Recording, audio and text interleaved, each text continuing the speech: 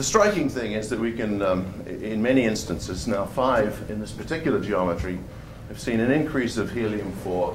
I think one of these results Ed Storms showed before. We're increasing helium-4 to beyond atmospheric levels. This is interesting, and we can't obviously explain this now in terms of leakage of ambient helium into the experiment. This result is an apparent production of helium-4 inside the closed stainless steel vessel, which contains nothing but D2 gas, palladium on carbon catalyst. Now, one of these experiments was operated with the help of Russ George, in fact, early, in July of last year.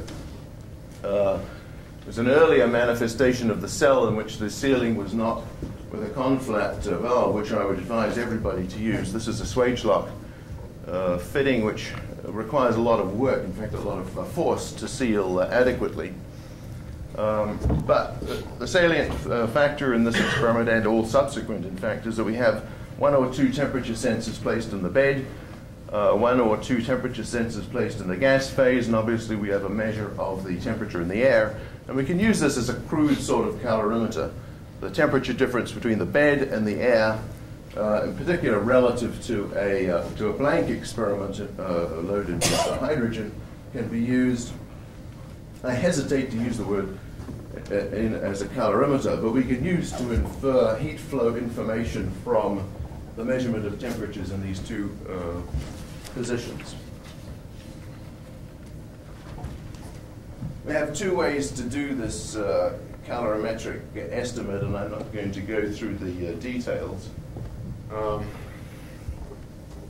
One is basically an absolute measurement with respect to the air. The other is a relative measurement between an active cell filled with deuterium and a blank cell filled with hydrogen. I've just reproduced the helium-4 signature of one of the curves that I showed on the previous slide. Baseline, this is the initial value of helium in that particular sample of D2.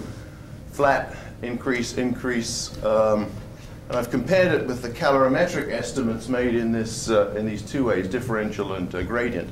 As you can see, there's a strong correlation here between the rate of appearance of helium and the excess power, or the integrated helium level and the integrated excess energy, suggesting that the heat, the green and blue lines, and the helium, the red line, are correlated. That is, they are derived from the same phenomenon. If we compare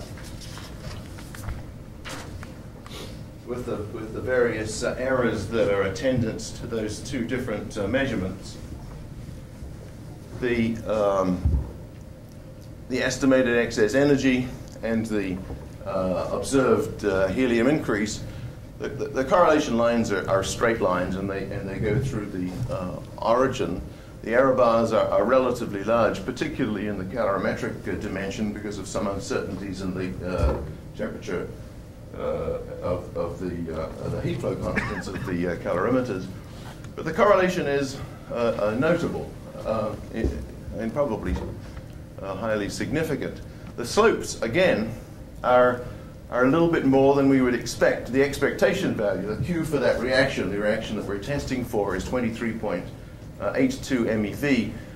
Certainly 23 is within the uncertainties of these experiments, but I would suggest that the value here isn't high because of the large uncertainties. I would suggest that the value is high because some of the helium was retained inside the carbon matrix, as we had demonstrated previously for the M4 experiment. So we can have some confidence, I think, from these experiments that helium and heat are being produced, that the helium is born with something like 24 MeV. That some of that helium is retained in the matrix and is presumably available for observation if we stimulate the matrix, perhaps by temperature cycling. A final experiment that I want to talk about in this somewhat abbreviated history is work that we're doing with Professors Arata and Zhang, as Ed Storms has already mentioned, the other people who have made a notable claim for heat and helium, not necessarily quantity correlated or time correlated, but the appearance of heat and the appearance of helium in the same experiment, is Arata and Zhang. And we have run recently, well, it finished recently, it started quite a long time ago, a DS double-structured cathode built by Professors Arata and Zhang at Osaka. For those of you that don't know this geometry, it's a large palladium cathode with a drilled out void. Into the void is introduced palladium black and its electron being welded closed.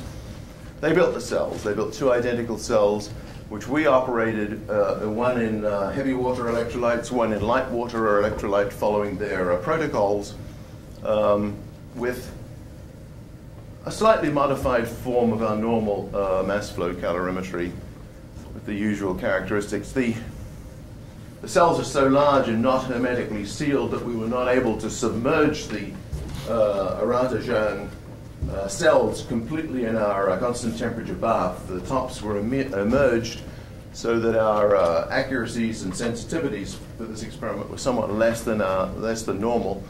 But nevertheless,